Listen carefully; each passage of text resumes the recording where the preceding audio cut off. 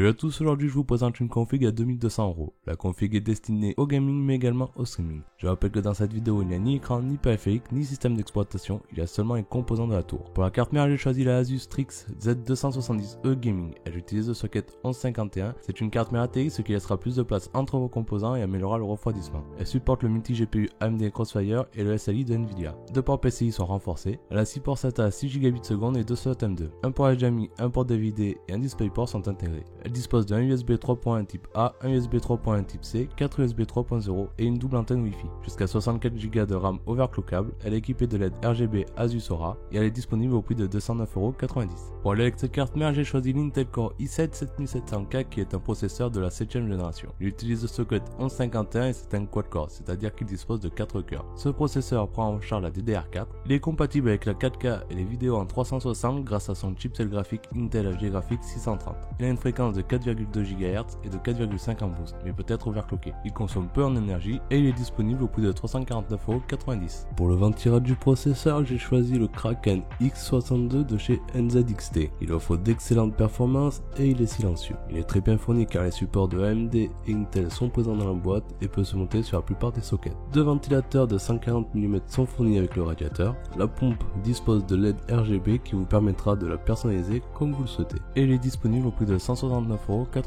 Pour la mémoire RAM, j'ai choisi de prendre deux barrettes de 8 Go de G-Skill Trident Z RGB pour un total de 16 Go. Il faut toujours préférer le dual ou le quad channel qui permettra de traiter plus de données en même temps, ici ce sera du dual channel. C'est des barrettes de DDR4 en 2400 MHz, elles disposent de dissipateurs thermiques, des LED RGB sont intégrés dans les barrettes, elles sont compatibles Asus Aura pour avoir les mêmes couleurs et effets que sur votre carte mère Asus. Elles sont disponibles au prix de 182,90€. Pour la carte graphique, j'ai choisi de partir sur la Gigabyte Aorus GeForce GTX 1080 Ti Extreme Edition 11 Go. Elle est compatible réalité virtuelle, elle dispose de deux modes, un mode overclocké et un mode gaming. Si la carte graphique est en dessous des 60°C, ces ventilateurs ne seront pas activés. Un témoin lumineux est présent pour vous dire si les ventilateurs tournent ou non. Elle est équipée d'une backplate pour consolider la carte et améliorer la dissipation de chaleur à l'arrière avec un logo RGB. Elle dispose d'un éclairage RGB totalement réglable via un logiciel. Elle dispose de 3 DisplayPort, 2 HDMI et un DVD. Elle est disponible au prix de 809,90€. Pour y mettre votre système d'exploitation et vos jeux, j'ai choisi un SSD M2 de 500 Go de chez Western Digital. 545 ms en lecture et 525 ms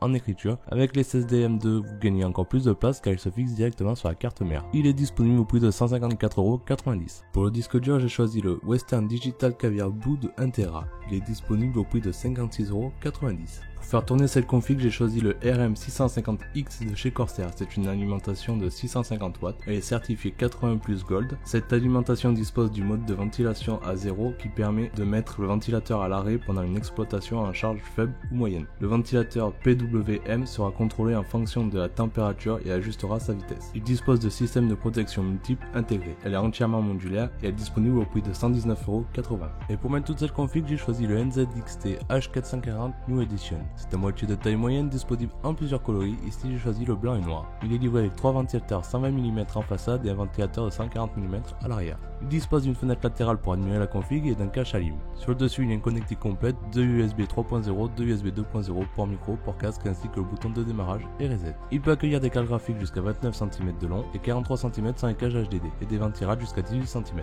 Il est compatible avec le water cooling, des LED blanches sont intégrées et il est disponible au prix de 139,90€. Ce qui nous fait un total de 2197€ pour une excellente config gamer et streamer. Je vous conseille de comparer les prix sur les différents sites. Je sais que Top Achat et Shop Hardware vous donnent un code de 5% pour les commandes supérieures à 1000€ si vous leur demandez. Si vous avez aimé la vidéo, n'hésitez pas à mettre un pouce bleu, partager et à vous abonner. Je vous dis à bientôt pour une prochaine vidéo. Ciao.